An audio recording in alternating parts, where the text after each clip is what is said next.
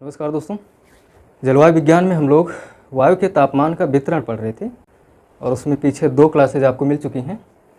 आज हम ये तीसरी क्लास करने जा रहे हैं। आज पिछली क्लास में हमने क्षैतिज वितरण पे आपके साथ बातें किए थे और क्षैतिज वितरण में एक भाग पे बात हुई थी। किस पे? समताप रेखाओं पे बात हुई थी, समताप रेखाएं। इससे पीछे बहुत सारे स्टेटमेंट जो मैंने आपके साथ चर्चा किया था, जो महत्वपूर्ण है, एग्ज़ाम में वही स्टेटमेंट्स हूबहू लिख के आ जाता है और फिर आपको आंसर करना होता है कौन सा कथन सही है या कौन सा सही नहीं है। इस तरीके का स्टेटमेंट लिख के आ जाता है। तो समताप रेखाओं से संबंधित लगभग सारी बातें आपके साथ हमने पूरी कर ली थी। उसी से संबंधित एक शब्द और मिलता है आपको कहीं कहीं, तापमान प्रवणता। क्या है? तापमान प्रवणता। हिंदी में लिख कर आएगा, अंग्रेजी में टेम्परेचर ग्रेडियंट। ठीक है, तो ये क्या होता है इसके बारे में थोड़ा सा आप जान लीजिए। तापमान प्रवणता या टेम्परेचर ग्रेडियंट। ठीक है, ये शब्द महत्वपूर्ण इसलिए हो जाता है क्योंकि यूजीसी नेट ने कई बार ये प्रश्न पूछा जा चुका है। एक कंडीशन दिया जाता है, क्षेत्र दिया जाता है, एक छोटा सा चित्र बना करके, और वहाँ पे आपसे पूछा जाता है कि तापमान प्रवणता मंद है या तीव्र है, कितनी तापमान प्रवणता है, ये आपको दिया जाता है, पूछा जाता है आपसे। ठीक है, तो तापमान प्रवणता का क्या अर्थ होता है? तापमान प्रवणता का मतलब हो गया कि जो समताप रेखाओं का जो मानचित्र है, समताप रेखाएं जो होती हैं मानचित्र पर, ठीक है, समताप रेखाएं मानचित्र पर, सॉरी ये रेखाओं मानचित्र पर, तो समताप रेखाओं के मध्य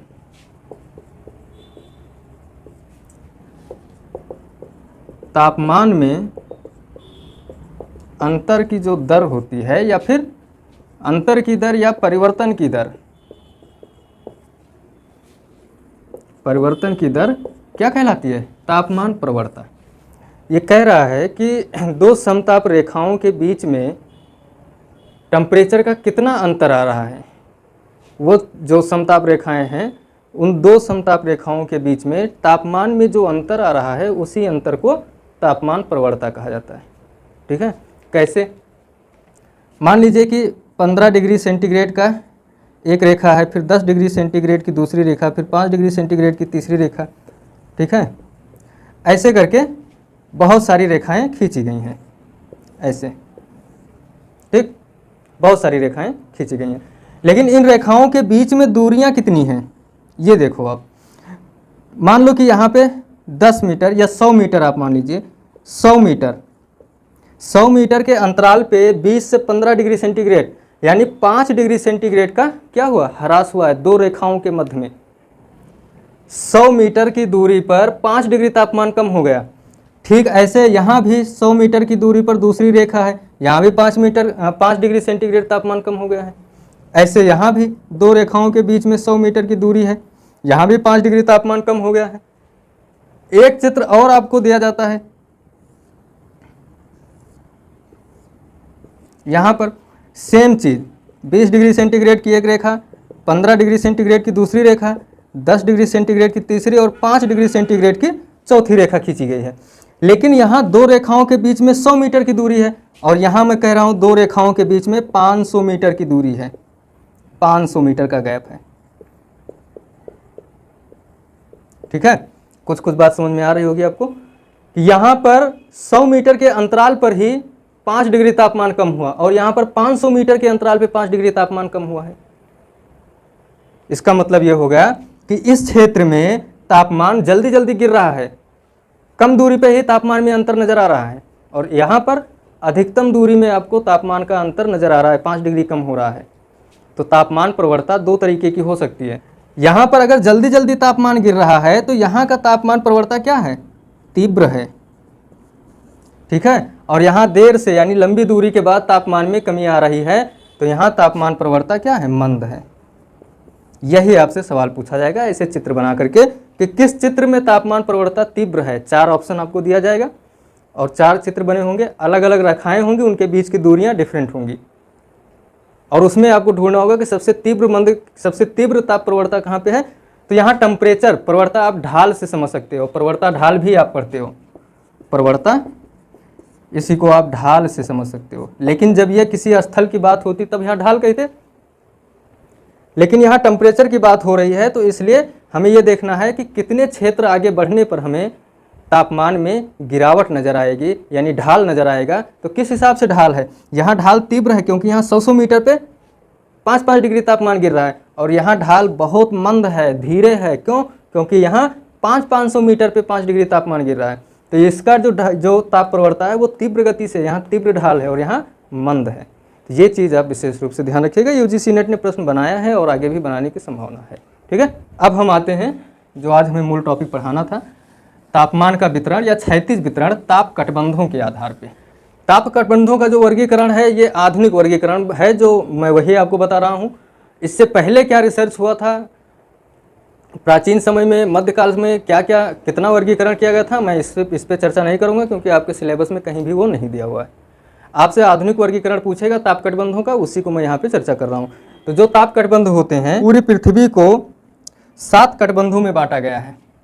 जैसे ये अर्थ है, पृथ्वी है, और कल की चर्चा में आपसे बात हुई थी कि जो सूर्य होता है ये 0 डिग्री अक्षांश है। 0 डिग्री अक्षांश पृथ्वी को आधोआध से अलग करता है। ठीक है, इसी को भूमध्य रेखा भी कहते हैं, भूमध्य रेखा। तो जो भूमध्य रेखा है, सूर्य की लंबवत किरणें यहाँ पे साल भर पड़ती हैं। भाई या तो कर्क रेखा पे सूर्य होगा या मकर या फिर भूमध्य रेखा पे, जबकि साल में 2 बार भूमध्य रेखा पे सूर्य होता है, 21 मार्च को और 23 सितंबर को। 2 बार होता है कि नहीं? तो भूमध्य रेखा पर चूंकि सूर्य साल भर रहता है, लंबवत किरणें पड़ती हैं सूर्य की, तो यहाँ सूर्यातप की मात्रा अधिक प्राप्त होगी, मैक्सिमम सूर्यातप यहाँ प्राप्त होगा। और अगर अधिकतम सूर्यातप प्राप्त होगा तो अधिकतम तापमान भी यहाँ का होगा, निश्चित रूप से होगा। तो हम देखते हैं टेम्परेचर के आधार पे, अब जब चूंकि सूर्य कहाँ तक लंबवत होता है, कर्क रेखा तक और मकर रेखा तक, है ना। ये जो 2 रेखाएं हैं, ये कर्क रेखा है और ये मकर रेखा है, जो कि दक्षिणी गोलार्ध में है। इनकी डिग्री देखी जाए तो 23.5 डिग्री नॉर्थ और 23.5 डिग्री साउथ में है। अब सूर्य इन्हीं 3 रेखाओं पे साल भर लंबवत होता है। 21 जून को कर्क रेखा पे लंबवत होगा, 22 दिसंबर को मकर रेखा पे लंबवत होगा, 21 मार्च और 23 सितंबर को विषुवत रेखा पे लंबवत होगा। यही सूर्य की स्थितियां होंगी। तो सर्वाधिक सूर्यातप कहाँ प्राप्त होगा? इन्हीं क्षेत्रों में प्राप्त होगा, यहाँ से लेकर यहाँ तक। अब अगर सर्वाधिक सूर्यातप यहाँ प्राप्त हो रहा है तो फिर ये क्षेत्र बहुत गर्म होगा। तो इस क्षेत्र को उष्ण का मतलब होता है गर्म। ठीक है, तो इनको क्या कहा गया? उष्ण कटिबंध कहा गया। कटिबंध का मतलब क्या होता है? जोन, क्षेत्र। जब किसी बहुत बड़े क्षेत्र को अलग किया जाए तो उन्हें कटिबंध का नाम दिया जाता है, क्षेत्र का या जोन का। तो इनको क्या कहते हैं? उष्ण कटिबंध।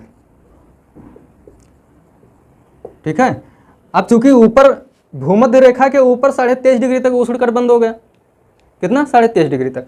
लेकिन भूमध्य रेखा के नीचे यानी मकर रेखा तक भी तो सूर्य उसी स्थिति में होता है, मैक्सिमम सूर्यातप प्राप्त होता है। जो सूर्य की स्थिति यहाँ भी वही है, लंबवत किरणें पड़ती हैं, तो इस क्षेत्र में भी, दक्षिण में भी 23.5 डिग्री तक उष्ण कटिबंध होगा, इसमें कोई शक नहीं है। यानी अगर देखा जाए तो भूमध्य रेखा छोड़ो, 23.5 डिग्री नॉर्थ साउथ से लेकर 23.5 डिग्री नॉर्थ के बीच में क्या है? उष्ण कटिबंध है। क्या? उष्ण कटिबंध। ठीक, अब आ जाते हैं पोल पे एकदम। कहाँ पे? एकदम पोल पे। यहाँ पर ये 90 डिग्री है, 90 डिग्री नॉर्थ, और यहाँ 90 डिग्री साउथ, दक्षिणी पोल और उत्तरी पोल।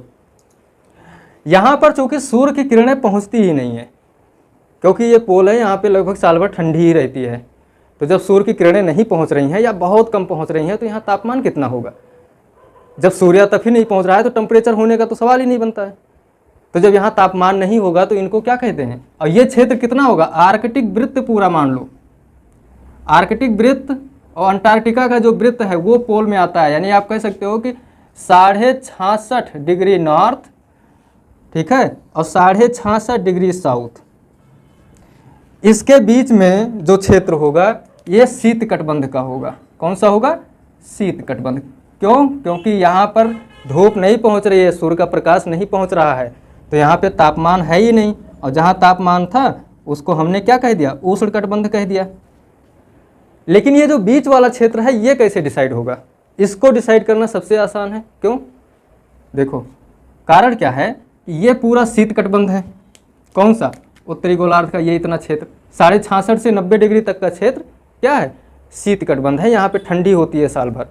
तो अगर इससे लगा हुआ भाग क्षेत्र है कोई, तो ये ठंडी वहाँ थोड़ा बहुत पड़ेगी कि नहीं पड़ेगी? इस शीत कटिबंध का प्रभाव इसमें कुछ तो पड़ेगा ही, कुछ पड़ेगा ना। तो इसको शीतोष्ण नाम दिया गया। क्या नाम दिया गया? शीतोष्ण कटिबंध। इस वाले हिस्से को शीतोष्ण नाम दिया गया। ठीक है। लेकिन अब यहाँ उष्ण कटिबंध से लगा हुआ है, जहाँ पे बहुत ज़्यादा सूर्यातप बहुत ज़्यादा प्राप्त होता है, सूर्य लंबवत होता है इस क्षेत्र में। तो इससे लगे हुए क्षेत्र जो हैं वो क्या होंगे? थोड़ा सा गर्म ही होंगे, लेकिन उतना गर्म नहीं होंगे जितना गर्म ये है बीच वाला। तो फिर इस क्षेत्र को एक नाम दिया गया क्या? उपोष्ण। उपोष्ण। उपोष्ण का मतलब हो गया कि जो उष्ण है उसका सब पार्ट। अगर उष्ण कटिबंध जो है वो 40 डिग्री तापमान रखता है तो ये 30 रखेगा। देखो भूगोल में कोई भी दो क्षेत्र किसी लाइन या किसी रेखा से नहीं अलग होते हैं, वो एक संक्रमण पेटी से अलग होते हैं। तो शीत कटिबंध और उष्ण यानी सबसे गर्म और सबसे ठंडे कटिबंध को अलग करने का ये वाला क्षेत्र है। ये पूरा का कितना से कितना डिग्री तक? 23.5 से 66.5 के बीच में पाया जाता है। कितना? 23.5 से 66.5 के बीच में दोनों गोलार्धों में ये मिलेगा। तो एक हिसाब से अगर देखा जाए तो इस वाले कटिबंध में दो विशेषताएं हैं। एक शीत कटिबंध की विशेषता आधे में है लगभग, और आधे में उपोष्ण कटिबंध की विशेषता है। होता क्या है कि ये गर्मी से धीरे धीरे ठंडी में पहुंच जाएगा, और अगर इधर से आओगे तो धीरे धीरे ठंडी कम होती जाएगी और आप गर्मी में पहुंच जाओगे। यहाँ पहुंचते ही आपके सिर पे 50 डिग्री तापमान होगा। ये प्रक्रिया दोनों गोलार्धों में होगी, ये ऐसे। तो यहाँ भी शीतोष्ण होगा, और ये जो उष्ण कटिबंध से लगा हुआ हिस्सा है ये भी थोड़ा सा क्या है? ये उपोष्ण होगा। उपोष्ण मतलब उपभाग होगा उष्ण का। ठीक है। एक हिसाब से देखा जाए तो आपके पास दो पेटियां और निकल कर आई, इसमें ये देखो, और इसमें भी।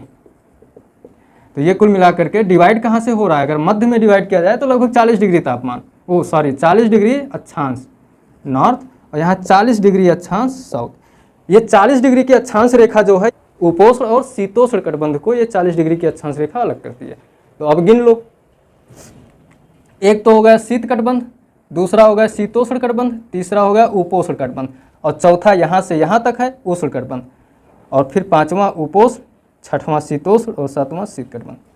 यानी पूरी पृथ्वी पर 7 कटिबंध हैं। कितना? 7 कटिबंध। ठीक है। ये 7 कटिबंध आप ध्यान रखिएगा।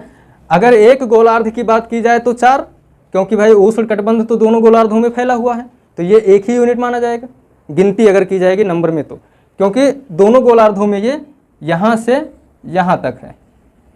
लेकिन इसका प्रभाव इसमें बीच वाले में कहाँ तक जा रहा है? इतनी दूरी तक जाएगा। उसके बाद धीरे धीरे ठंडी आने लगेगी और फिर पूरा ठंडी आ जाएगा, पूरा ठंडा प्रदेश हो जाएगा। तो ये बात समझ में आ गई कि ध्रुवीय क्षेत्र, अब यहाँ मैक्सिमम तापमान होगा, फिर आगे जाओगे थोड़ा कम तापमान मिलेगा। यानी जैसे जैसे आप ध्रुव की ओर जाएंगे तापमान में कमी आएगी, जैसे जैसे आप ध्रुव की ओर जाएंगे तापमान में कमी आएगी। लिख लो यही, जैसे जैसे भूमध्य रेखा से ध्रुवों की ओर जाएंगे तापमान में कमी आएगी।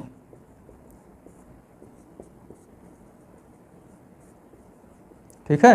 कमी क्यों आएगी? क्योंकि सबसे ज़्यादा सूर्यातप यहाँ प्राप्त हो रहा है इस वाले क्षेत्र में, कर्क रेखा और मकर रेखा के बीच में। फिर उससे कम सूर्यातप यहाँ प्राप्त होगा और उससे कम यहाँ, और ध्रुव पर पहुँचते पहुँचते 0, कोई तापमान नहीं प्राप्त हो रहा है, सूर्यातप प्राप्त ही नहीं होगा। तो अगर कभी आपसे ये प्रश्न पूछ ले एग्जाम्पल में ही कि विषुवत रेखा से ध्रुवीय क्षेत्र की ओर जाने पर तापमान में कमी आती है कि वृद्धि, तो आपका जवाब होगा कि तापमान में कमी आती है। ठीक है। एक बात और बता दें आपको, उष्ण कटिबंध में प्रचंड गर्मी और शीत कटिबंध में प्रचंड ठंडी होगी, लेकिन इस वाले बेल्ट में शीतोष्ण में कम गर्मी होगी, ज़्यादा ठंडी होगी, और उपोष्ण में ज़्यादा गर्मी होगी, कम ठंडी होगी। ये भी ध्यान रखिएगा, क्योंकि उपोष्ण जो है उसका संबंध किससे है? गर्मी वाले हिस्से से, और शीतोष्ण जो है इसका संबंध किससे है, ठंडी वाले हिस्से से। तो जिससे जिसका संबंध होगा उसका प्रभाव भी उस पर उतना ज़्यादा होगा, होगा कि नहीं होगा। वही चीज़ यहाँ भी है, दोनों गोलार्धों में आपको ध्यान में रखना है, ठीक है। अच्छा, कभी कभी बात हो जाती है निम्न अक्षांश, मध्य अक्षांश और उच्च अक्षांश। ये भी देख लीजिए कि निम्न अक्षांश क्या होगा, मध्य अक्षांश कौन सा होगा और उच्च अक्षांश क्या होगा।